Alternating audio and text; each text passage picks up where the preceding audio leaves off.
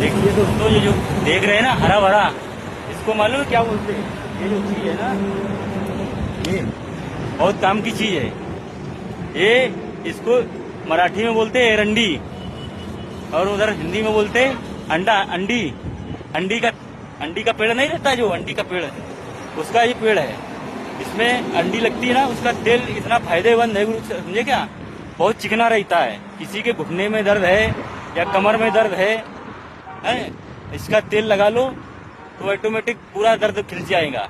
और दूसरा एक फायदा, इसका जो पत्ता है ना, पत्ता को कूट के उसका रस निकाल के, अगर किसी भाई को पीलिया हो गई होंगी, अगर कितनी बड़ी पीलिया होंगी, अगर दो तीन खुराक इसका रस पी लो, पूरी पीलिया जड़ से ठीक है दोस्तों। ये पूरा देखिए अंडी का खेत है।